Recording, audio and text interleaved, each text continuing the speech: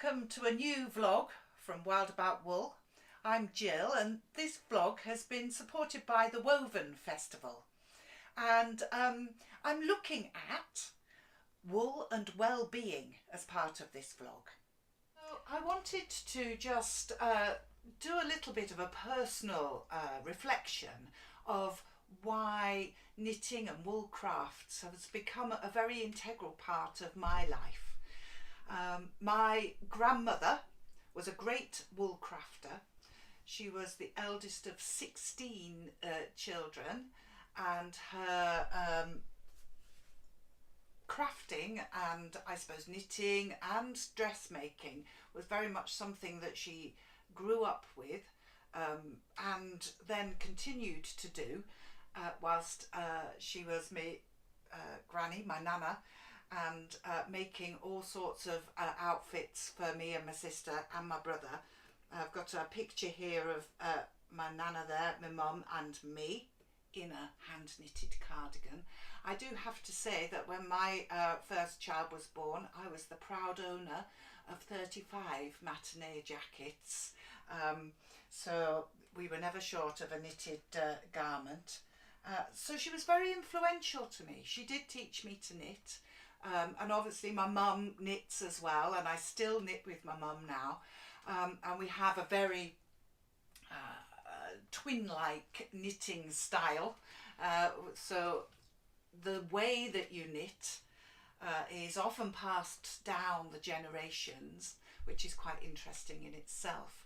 And this reflection really is, as I say, a personal one, but I'm hoping that it will resonate with you as you watch in terms of your relationships, how you learnt to knit, and the connections that not only that has with yourself and the process of knitting, but also the stuff that you carry with you that may seem insignificant to people outside this wonderful world of knitting and wool crafts, but actually are create almost like an emotive response. And I'm going to just show you a few things of mine that do that for me. And first of all, I've got on my chair, I talked about my 35 matinee jackets. Well, this shawl here is the shawl that my nana knitted for Sky, my daughter. And it's classical style really. It's not knitted in any particularly beautiful wool or anything like that. It's a sort of one of those sort of synthetic crepes really, done in a shell stitch crochet joined up with single crochet. Again, I think quite of its time in terms of a pattern. Very wholey, so to be honest, completely impractical for wrapping a baby in, because their fingers get caught in it, and it's sort of, but you know, significant to me because of who did it, who it was for, and the love that went into it. So it is a family heirloom, and I have continued to knit baby blankets for my grandchildren and see them as something that are more than just a covering. They're a little bit of you you're giving to that child as they come into the world. So obviously the photographs that I've got of my grandma, my nana, and how she took the knitting and dressmaking through her life, and when she was my age now, her life was about creating our wardrobes. She would knit anything you wanted, she would dressmake anything you wanted. You could see a picture or a advert in a magazine and she would recreate it for us, and she had a stack of jobs that she would be doing, particularly for my sister and myself and my mum, and that was her raison d'etre. She would be our personal wardrobe creator. Fantastic. And I loved her for that. I loved that her passion became something so significant to her. She made my wedding dress, she made my sister Lorraine's wedding dress and our bridesmaids' dresses, and that really meant something to us that she did that. So I'm just going to pop those over there because a couple of other items I've got here. This, now again, you see, what's that? Well, it was my mother-in-law's knitting needle bag. So it's, you know, sort of important to me. And this was what she would portably carry her knitting needles around. And I bet your bottom dollar, let's get it the right way up, that she made that for that very function. A little knitting needle roll. So that's, again, an important item that sits in my knitting bag. And this is my mother-in-law Joy's crafting cabinet. And I was delighted to be given this to just open it up. And in here I've got her row and stitch counter, which again, still functional, still of use, even though I got something digitally through as a sort of gift from one of the knitting and yarn suppliers recently. Still like this one really. So that's lovely. And all these things actually have quite an emotive effect because it's linking me. It makes me feel part of an ancestry of this craft. I'm keeping it alive, and I'm sure many wool crafters out there will have those links. It might not be with your mum, it might be with an uncle, it might be with a family friend who taught you to knit, or it could be with a teacher. Because back in my day, she says, as I'm ancient, we used to do needlework and we used to do craft. I have to say the boys were the one that did the woodwork and the metalwork, so I think we've moved on, which is great. But it could be a teacher that influenced you in that way. So as we look in the box, I love the array of colours and the old-fashioned spools of yarn that we've got in there. And then just some ordinary shoe boxes take us into another little feast of a painted metal tin. But again, you know, sort of it affects me that in here you've got some really functional items. A thimble.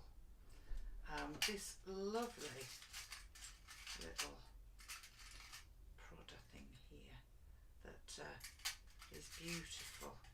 Just functional items in a tin. This is a little needle. This has got sewing needles in. How nice is that? And then as well as some rug making equipment, which I remember my mum saying was, or was it, no, I think it was Joy who said that as part of their engagement, her and her intended Eric made a sort of proddy rug for their hearth together, which is rather nice. And in the other box, again, I love this box. I hadn't looked in it for ages, this whole cabinet, and I was looking for something the other day. I went underneath and remembered that actually in here, look. Now my heart goes a-flutter. I'm sure some of yours will too, because this is my mother-in-law's button collection. Look at that. Colour-coded in separate plastic bags. And I don't know. I like those. together. Perhaps that's a little bit quirky. Perhaps we won't go there. But yeah, there we go. Some pink and red ones, black ones, and this shoebox just full of buttons again is pleasing. It just connects me to, again, a lovely woman who wasn't, you know, she knit as everybody did, but it was very functional actually. It was for the family, you know, knitting baby cardigans, that kind of thing, things for the children, but just part of a whole host of creative things that Joy did, that was part of her life. So that's what connects me really, and I think contributes to the sense of well-being that I have when I am knitting or sewing or crocheting. It is soul food for me. I'm going to move out of my garden room now and go off and meet some people who have been involved in woolcraft in all sorts of different ways. First up is Sue Clay from Felt Good. She creates the most wonderful artwork using felting and garments and runs workshops. Then I talked to Janet Secker and Colleen Wyatt.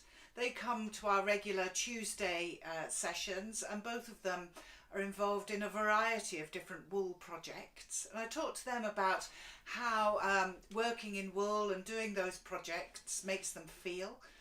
I've then got a lovely interview with Amy Tossell from the Yorkshire Makery. She's works in crochet and talks about how crocheting has helped her well-being. I have then met Anne Kay, and she's from Kaleidoscope Colour Therapy and has some interesting things to say about how colour influences our mood and well-being. And I finish off with a chat with my mum. Here we go. I'm here with Sue Clay. Hi Sue. And Sue is from Felt Good and is an amazing felt maker. And I'm talking to her about how working with wool and felting can contribute to well-being. So I'm going to start first of all. My first question for you, Sue, is that you stopped being a high school art teacher, became an artist working with felt and wool. Why wool? That's my first question. Why wool? Well, wool, it just so happened, I was teaching at Honley High School, a sixth form college, and I had a student from Bretton Hall that came and did a bit of felting with my sixth form and taught them how to do it. And I thought this was really quite magical. This pure wool that comes from a sheep's back and manipulated the soapy water and actually suddenly had a piece of fabric. I thought it was quite amazing. Now it just so happens that summer I went to Africa on an expedition. I was invited to go to Kenya as an artist on expedition, and I was with nomadic people in the desert, and they had nothing. They lived a simple life, and the landscape was just amazing, and it was so simple, and the simplicity just touched my life, and I felt like I needed to work in a medium that was much more sympathetic than paint and oil paint that I'd been working. So when I came back to England, I ended up starting to felt. I went down to the university, used their machines, used pure wool, and I got totally caught up with it, and I started making big wall hangings and started exhibiting, and to the point when it just took my life over really, and at the end ultimately I had to actually give my job up and really follow my dream. I want to ask you then a little bit about that process you told us about in terms of making felts, and when you're in that zone as an artist, making, it is a very tactile activity, isn't it? It is. Felt making. It's physical. It is, and I think you don't realise how tactile it is. I was working at a special school in Huddersfield, children with special needs, and none of the children spoke.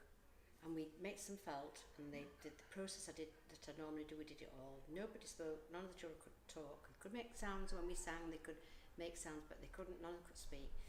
And it just so happens that the Arts and Crafts magazine wanted to do an article on it, and they said, but we need to bring our photographer. And they, when the resident had finished, they came back like the week after, and I thought, they won't remember, they've forgotten. And they remembered everything. They remembered how to do it, everything about it. And I realised that it's a great means of communication. And with these children that couldn't speak, they actually understood this medium of felt. And so I was doing my master's degree at the time, and it really had some effect on my contextual study. That really, I felt that it had a huge communication. Yes. In people's emotions. And since then, when I run workshops in my studio, people come and they say, if they were stressed out, they aren't stressed when they're finished. It's very calming. Yeah. And they feel like it's very therapeutic. If they've got problems, that they come and felt, and they go in and say, I feel a lot better now. Yeah.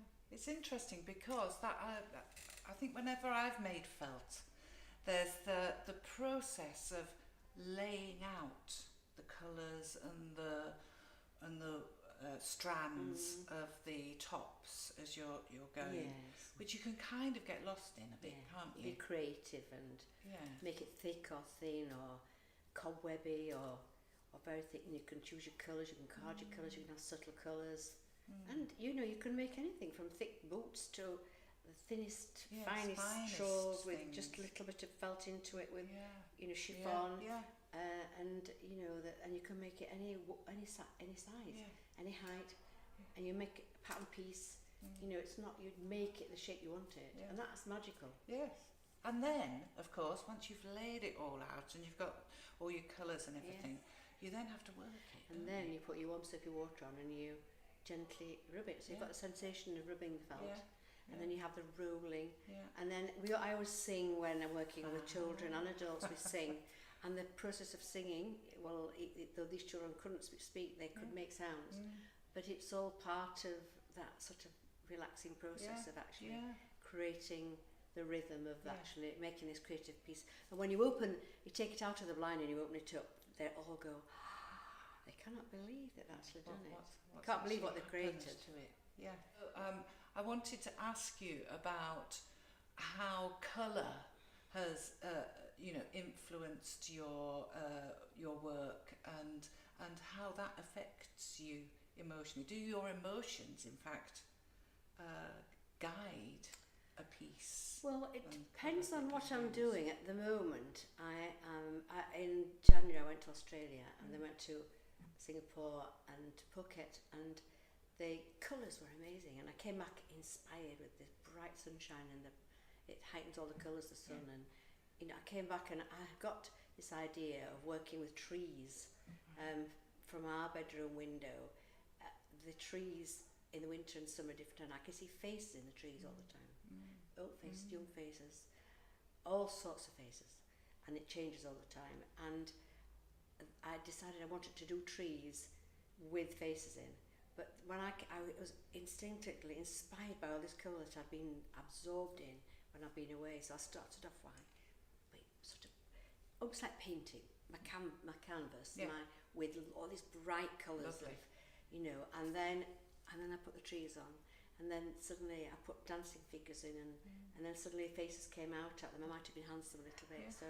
They're all a bit different. So it's quite different. This it's sort of really an excitement of maybe colour and these faces in the trees. Ooh. So are they going to be on display? They're that's when you work for Home Earth at the art exhibition. That's exciting. Lovely. I suppose just. I mean, everybody goes through different journeys in life and that sort of thing, but what has your own journey with wool and felting given you as you've sort of progressed through your creative career? Well, I think because it's such an amazing medium, it touches children from 3 onwards. And I've worked with children from 3, I've worked with children with special needs, I've worked with blind and gifted children, I've worked with old people up to 90, and it's a communication that nobody can fail doing it. Everybody has the access to this medium, and they can all do it, and there's no failures. And so I like that. I like the feeling that it's always a success story. If they're really an amazing artist, they can actually create something fantastic. And if they're on the journey at the beginning, they can still make something fantastic, and they communicate with this medium, and they're amazed what they've done. And if they say, oh, I can't draw or I can't paint, actually they can felt. And so it's a great success story. And as I taught at Equal Opportunity at school as well as art and design, it's a really important issue to me that it's equal, they have the opportunities, these children, to actually communicate with this medium. Brilliant. Thanks for talking to me. Pleasure. It's been my pleasure. Great. I'm talking to Janet Secker, and Janet is part of our Wild About Wool Tuesday evening group, but you also have quite a lot to do at the Makery, don't you? Yes, I do. I open up about once a week if I possibly can. Yes. Brilliant.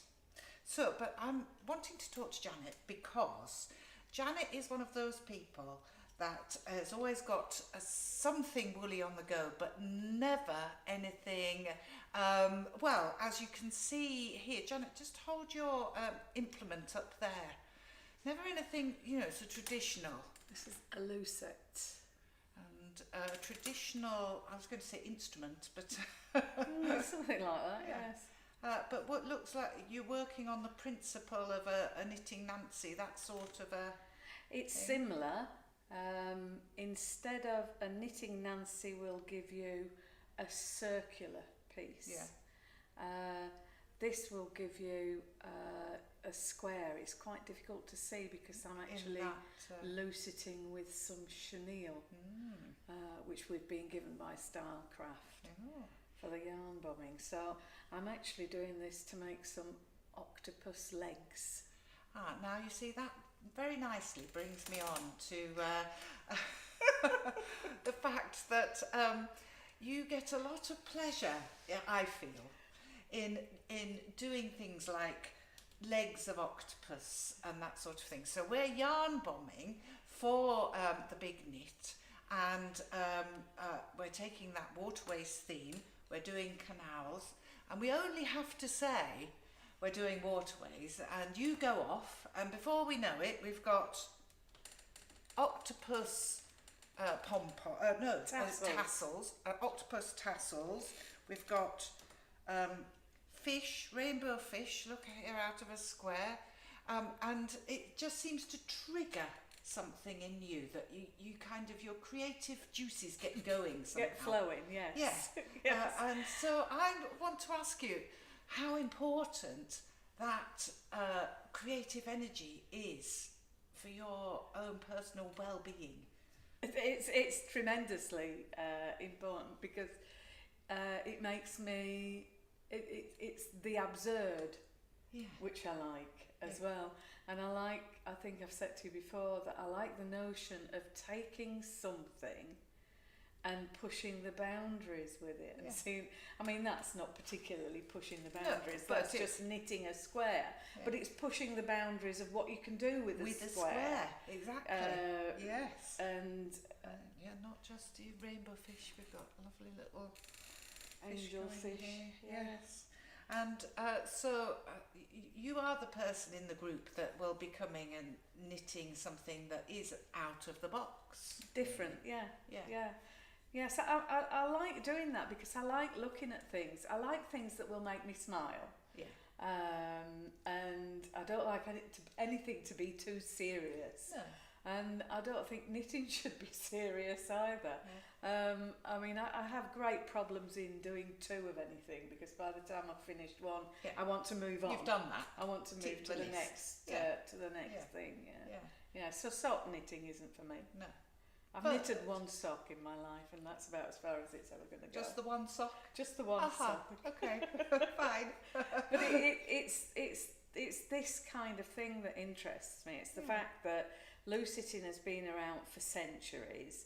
It's been used for decorating upholstery materials.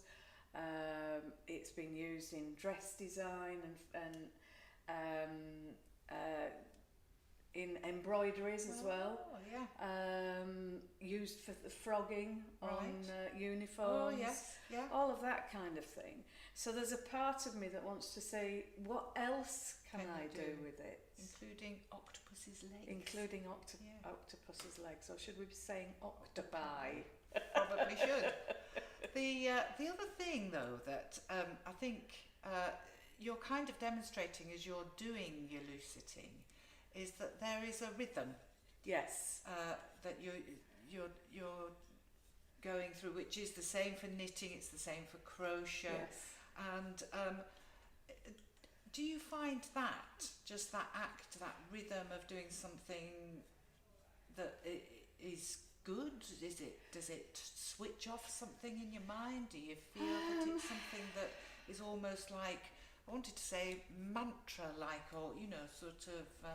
I'm not sure that it does that for me. What I do find is that I can't now sit and do nothing.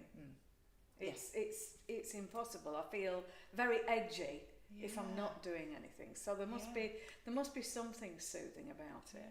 And I find our residents' association meetings can sometimes get quite irritating. And if I've got my knitting with me, it just keeps me nice and calm. Just calm. Yes, focus. I think what you've said there about just sitting and not having anything. I really identify with that. That sense of sort of, even if I'm absolutely dog tired and I sit down and even if it's one row of something, or just to feel that I've done something is What it is for me is when I'm actually doing something like this, which is, as you say, fairly rhythmic. It's repetitive. I think while I'm doing it. So I think about, well, what am I going to do next? Where am I going to go next? I mean, I've got a great long list of things stacked up in my head.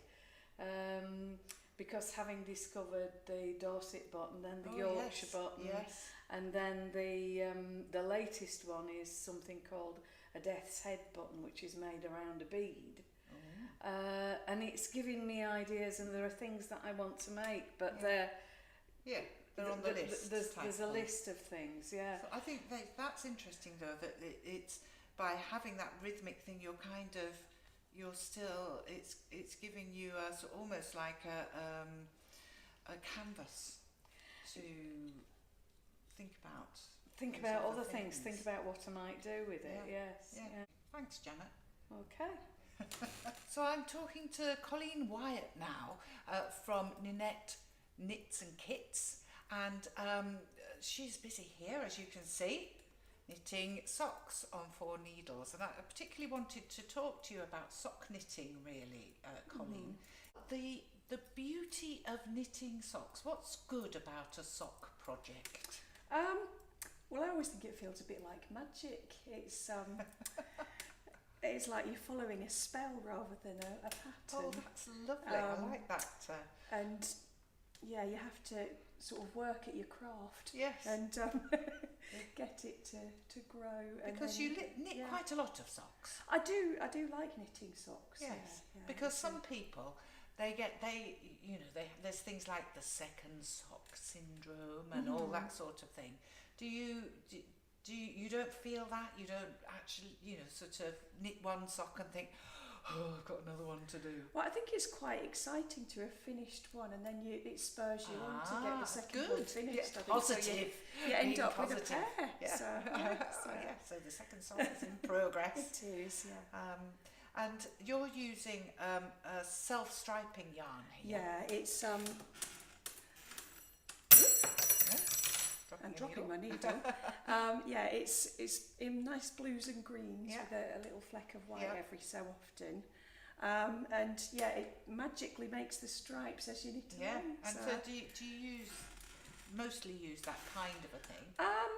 Either self-striping or sometimes with a sort of tweedy effect. Yeah. Or Oh yes. I do like to have a little bit of variation Yeah. in colours when I'm knitting socks. Yeah. Or sometimes if I'm doing block colour, Yeah. sort of solid colour, I'll maybe knit the top bit of the sock in a different colour and the heel and toe in a different colour to the main body of the sock to add just a little bit of variety. So yeah. And as this vlog is about well-being, I want to ask you what does knitting mean to you? Why do you knit? Because you're a prolific knitter. Well, I think it does keep me sane, really. Okay. Yeah. Bottom line. Yeah. I mean, last year I had a series of operations on my feet. Oh, yes. So I was sort of laid up literally for a while. laid up. Yeah. Yeah. And it kept me going, and it was something for me to focus on rather than watching Netflix all the time. Well, so, yeah. and I think that is another take on it, isn't it? If you do find yourself sort of incapacitated for any reason, or forced as you were to be off your feet, couldn't go, just to have something that you feel that you're still creating, achieving, and and creating, and and it does give you a sense of achievement to have finished something and to have achieved a project something going. when you're not able to even get up to go to the shops or Yes. Great. Thanks. You're very welcome. Here we go. I'm talking to Amy Tossell from the Yorkshire Makery, and that's based in the back of the, let me get this right, Amy, we're in the back of the gallery in Britannia Mills. Yes. Great. Okay, and I'm talking to Amy specifically about crochet. Amy, how did you come to your life in crochet? Well, I generally have always loved textiles, and as a teenager I learnt to knit. My mum taught me to knit, and then from then on I was buying all sorts of different textured yarns and making fabulous scarves, and that was probably about as far as I really got with it. I did make a blanket, made squares and got that together, but anything more adventurous than knitting in a straight line I wasn't that great at. Right. So one year for Christmas then, and this is only really a few years ago, I got a fabulous book on how to crochet from my sister. And then that new year I picked up a hook, picked up a ball of yarn, and off I was, and I just basically made my way through the book, trying to make as much as I could. And since then I've not done a great deal else creatively. It's been pretty much all about crochet. It's fabulous, isn't it, when you find something that you just think, this is for me, this is the one that I do. Oh, absolutely. And I think that's interesting when I think about the interview that I've done with Sue Clay.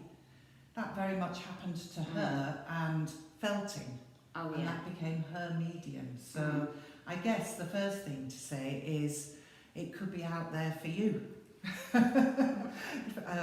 If you have a go and just start knitting and you just kind of think, well, actually, I don't want to go very much further with this, there could be something else that you could have a go at. So keep experimenting. Crochet. Yes. You got into creating different squares, upping your skills, I guess, and then started to get asked to create blankets and throws for people. Yeah, well, I've done all sorts with crochet. I started off, I did squares, I slowly made them into a variety of different blankets. I've done scarves and things like that, and what I discovered having a little base in Sathwaite and having people coming in a lot was that actually not many people know how to crochet.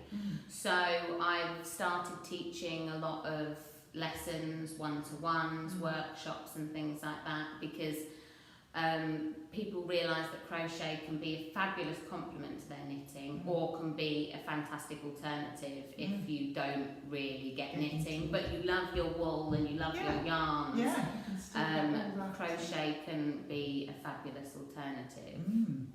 And the vlog is about wool and wellness, really. So I just wanted to ask you what you saw the advantages of crochets in terms of, sort of your personal well-being. Well, for me, I mean, personally, I have suffered with anxiety quite a bit over this past few years, well, my whole adult life really, and crochet has been a fabulous tool to just controlling my emotions and my feelings at times of great stress. So it doesn't take a very large bag to put a ball of yarn and a crochet hook inside.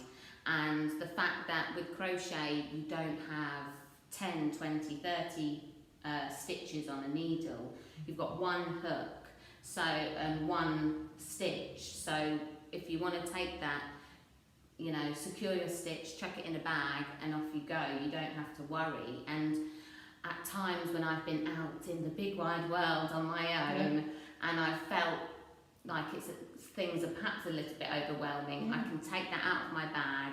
I can just focus on what I'm doing, that small bit, and the world around me just seems to dissolve away. And with it, some of those overwhelming feelings of anxiety.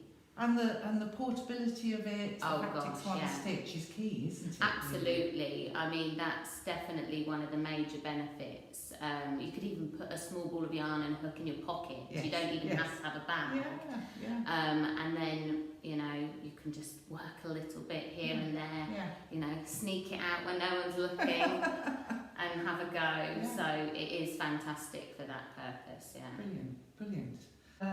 You are creating and using the crochet now in all sorts of different ways. Oh yes. And you said you just started a new project.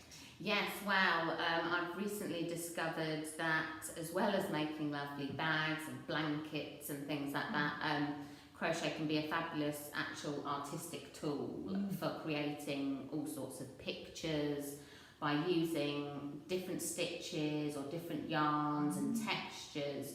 You can create a whole image. And one completed picture I did recently is of our very own lovely Castle Hill. Oh yeah. So, and now I'm being a little bit more adventurous and I'm having a go at portraits. Ooh. So currently I've got one on the go and I've got a lovely pair of eyes so far.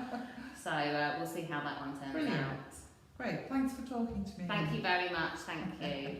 Anne runs Kaleidoscope Colour Therapy, based in Slough, and I want to talk to her about colour, because obviously one of the things that draws us to our lovely yarns is not just its texture and its feel, but the colour. So Anne, quite naively, I'm going to start off with what draws us to these different colours, and why does colour make us respond almost sometimes with quite an emotional sort of feeling? Absolutely. Well, the first thing to say is that colour is fundamental to life. Without colour, there would be no life, because as we know, colour comes from light, and light from the sun, and so without light there's no colour, and therefore there's no life. So that's the first thing to say, that it's fundamental to life itself. And as a human being, we respond to different wavelengths of life, just as we respond to the sunshine and lovely sunny days, which cheer us up, and the opposite of that, sometimes make us quite depressed and down.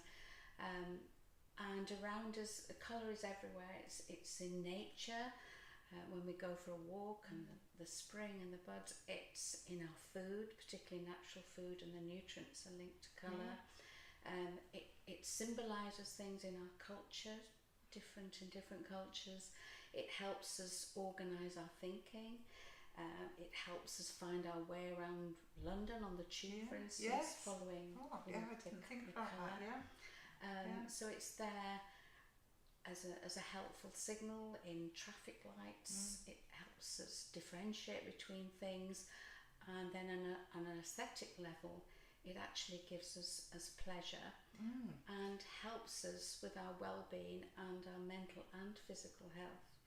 So it's very subjective, though. We all respond and resonate very differently. To different I guess, based on experiences that we have in our homes as we're being brought up, and that kind of thing. Yeah. So I think that it is interesting, isn't it, what you're drawn to. And when we use colour working with children, for instance, I know we're talking about yarns and we'll get on to that, to help them, because colour provides a metaphor and a language where words are just too difficult and too tangled up in emotions.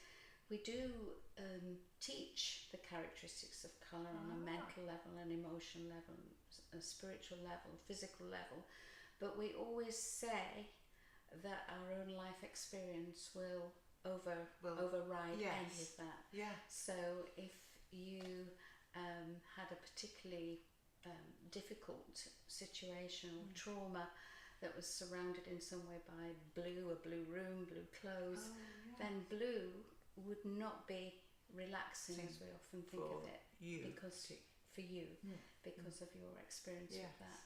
So although colours have got so many characteristics that we use in our cultures, in our choices, what we're drawn to, what makes us happy, what makes us sad, is linked to our own experiences and to the culture that we've been brought up in, and to actually the science of that colour, i.e. what colour's been absorbed, what colour is reflected back. And then of course there are lots of hints and tints and hues of those colours, of each primary colour and beyond.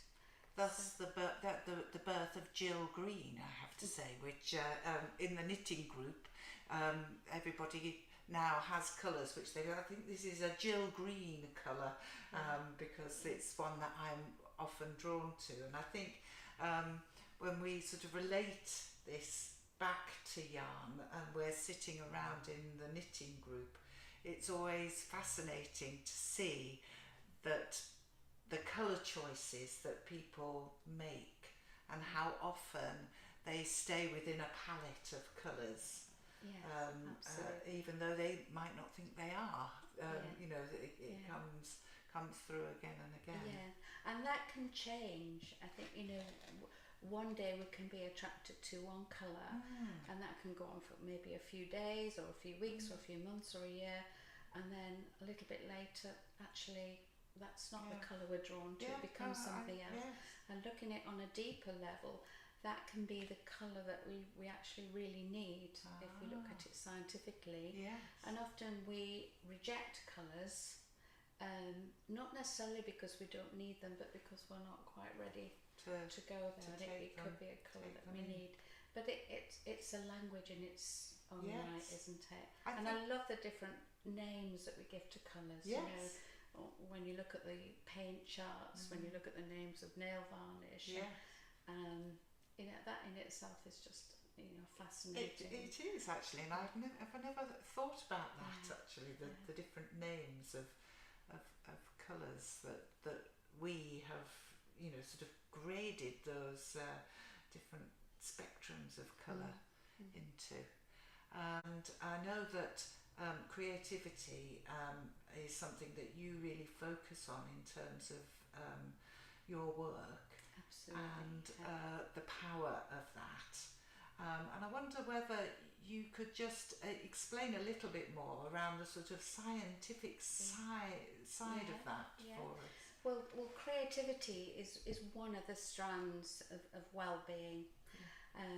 And so when we look at what a human being needs to function and to have good self-esteem and good self-image and to aspire to be happy, you know, not just to not be miserable, but actually to be a bit better than that, to be happy, and some of that is an attitude, but one of the key things that helps us to be happy, well-balanced people is, well, some people would talk about, you know, Human Givens would talk about the 4 givens of being a human, and one is belonging. Right. So knowing that you belong to a family or Yes. to a group, Yes. i.e. your knitters Yes. group, Yeah. a community Yeah. that you belong to and have a part in, and have significant feedback to give you that feeling of, yes, I belong here. Yes.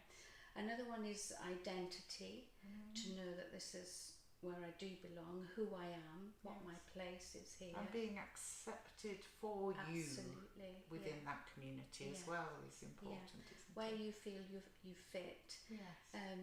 Control is another, to have choices, and to, and in that comes privacy and so forth. Yes. And to I not, think to that's not be quite. out of control. Yes, I think that is something as well, if we're relating it back into knitting, and for some people, just you regain control by picking up your needles and going into that process, which is very much a manual process. Yeah. Kind of gives you back control Yeah. into your body and into your mind. Yeah.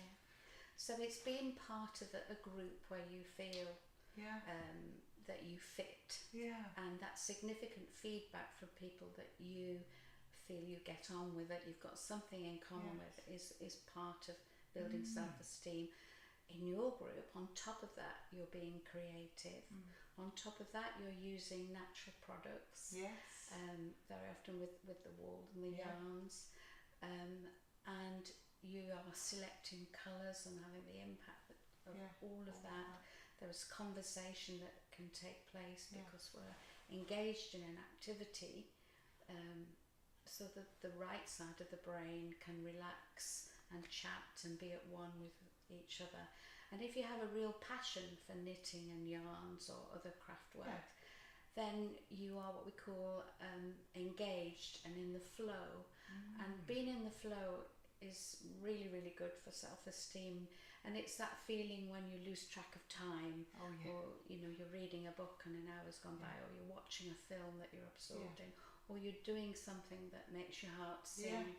Yes. And just being engrossed is what's called the flow, and that in itself really builds well-being and self-esteem. So in your group you put all those things together, of belonging, being involved, being creative, connecting with nature, being in the company of others, because that's important too. And to that's have, the pillars basically that Yeah. we're talking about. I just wanted to ask you, you mentioned the right side of the brain.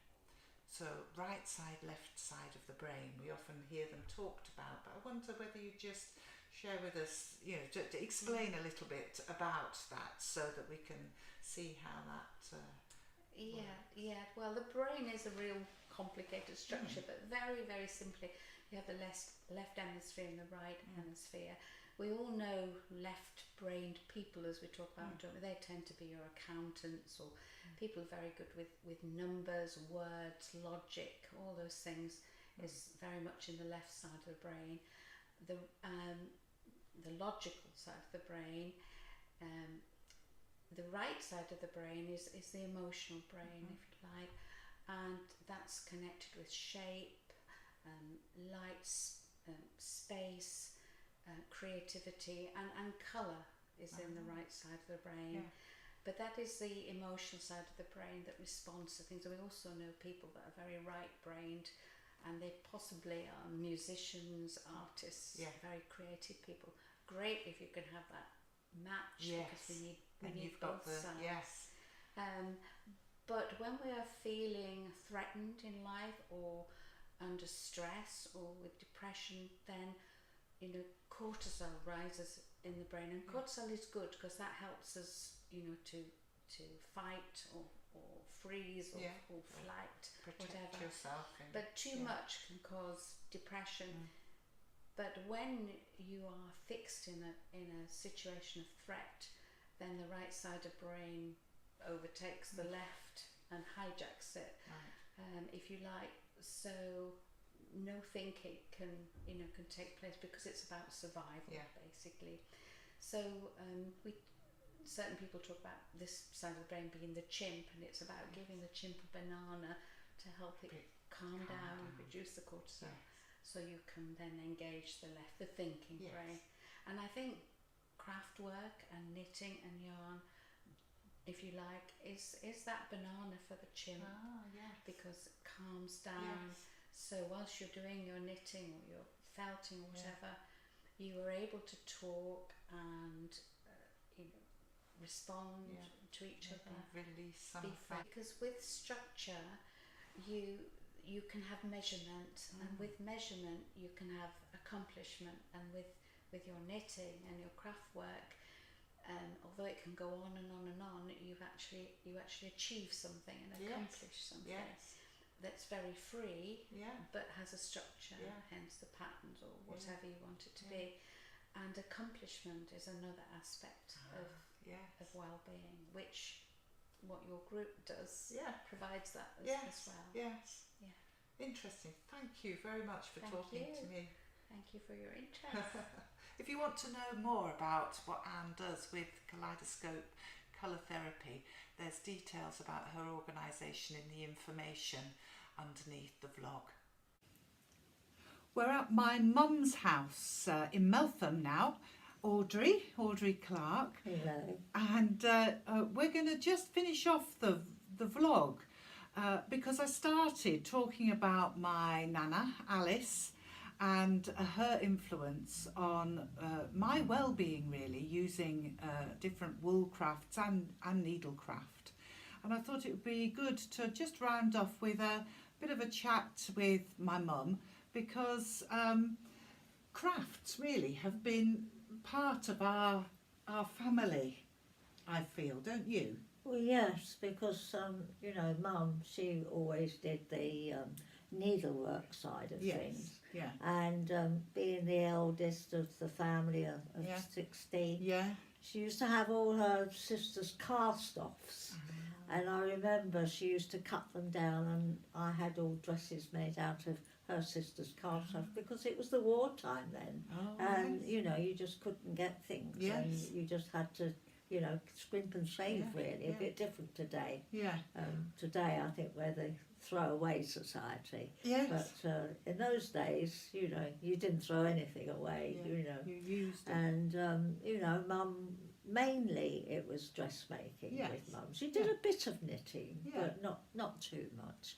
And but then, as far as her needlework goes, my grandma, my dad's mother, Grandma Paul, she was a seamstress, and she made all the uniforms for the First World War soldiers. So she used to give Mum tips for how to do things, correctly. And then Mum's sisters, they all, there was Auntie Vi. She was the knitter in the family. And then there was Auntie Gwen, and she was very good at embroidery. And then there was Auntie Ivy, and she was a knitter. And so everybody had their specialism, if you like. well, yes, they did. Yes. But she did used to knit, didn't she? And crochet. Yes, her crocheting, she used to do it out of her head. She didn't have a pattern, and every baby had a little crochet jacket. And then I laugh now, though, because in her latter years, sadly, she had to go into care. And I used to get her to crochet all these little mats, because I used to think it would stop her going to sleep. Give her something to do. So I've ended up with a load of little crochet mats. But at least, I bet you can't throw them away, can you? I can't. No, they're there. I've got a blouse my mum made me.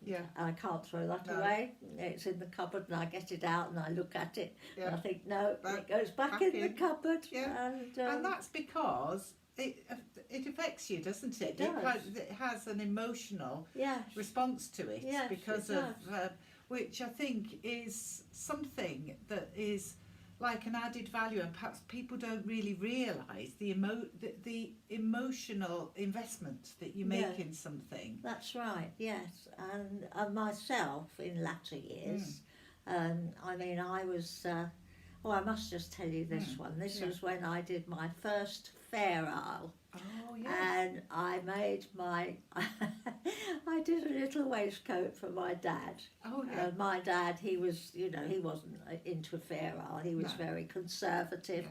And he had this grey, royal blue and bright yellow Fair Isle. Oh. And they were bright blue stars with yellow thing. Oh, lovely. Anyway, I finished it and I gave it to him, and he put it on. Yes. But it was really tight fitting because I'd weaved it all in so really tightly. tight at the back. But bless him, he wore it. Did he? But so I remember that. Yeah, but latter years, I mean, I've taken up knitting more since I've come up here, and now I'm retired. And, I do. I knit every night now because... Sorry, I interrupted you because... Really because it relaxes me. Yeah. And I just don't really interested in the television. Yeah. If I didn't do my knitting, I think I'd fall asleep. Yeah. So I knit. Yeah. So I knit into the early hours sometimes. Yeah. But, and I know that you suffer a lot with arthritis. It's been your monkey on your back, so to speak. Yes, unfortunately. But you still knit, and it's interesting, isn't it? Because some people would think that you shouldn't knit, but do you find a benefit in keeping your joints going? Yes, yeah, and I think that's really, I mean, when I go to the hospital, they say you've got bad arthritis, but to my hands, they don't look after it. No. But I think it's because I am always using them. But I do enjoy knitting now. I always have done, really. And then when you were smaller, it was the day and age of the knitting machines. Oh, I'd forgotten you had a knitting machine. Yeah, I had this knitting machine. I think it was a Brother. Oh. But whatever machine I had, if I had a sewing machine, it always went out of thing. I had this Brother knitting machine. And I knitted all your school jerkins. Every night I'd be like this, up and down. I think I remember the sound when I was up in bed.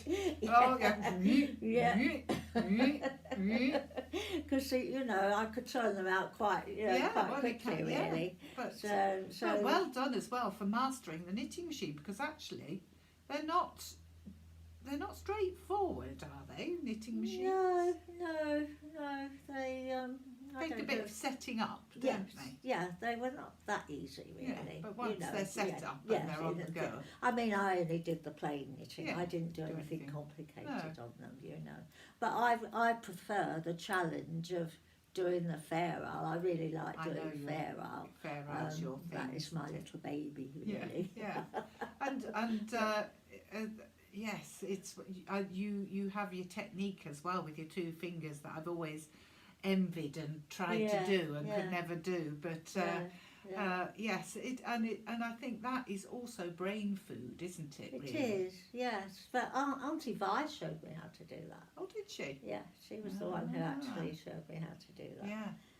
And the other thing is, I remember when Adele was small. That's one of my granddaughters. And I used to go, she used to say she wanted a cardigan. And I used to say, well, what would you like on your cardigan then, Adele? And she'd say, oh, I'd like a horse, and I want some flowers, and I want this. And I'd come home and I'd scratch my head and get a piece of paper and used to make these weird and wonderful cardigans with all these things on. But then that's lovely, isn't it? Because that's a really special thing to be able to do. Yes, and again, it must contribute to that feeling of satisfaction that you can create something that is special. Yeah. In And I think really, now I've got into retirement and I'm sort of getting on in a few years now. I'm glad I have got something like that. Because I think it does help an awful lot. It sort of gives you something to to do and to think about, you know, and you're using your brain cells, you know. It's like your projects. Yes, You've got things that that's right. you've got to think, oh, I've got something to get on with, Yes, you know. yes, I think that is a very healthy thing to have. Well, it is, yes. Well, thanks, Mum, for rounding off my vlog on wool and well-being, and I shall be doing some more vlogs shortly, so have a look underneath in the information, and I will list all the contacts and the tips, and include also the patterns of jumpers that I've been wearing and that kind of thing. So look in the information at the bottom.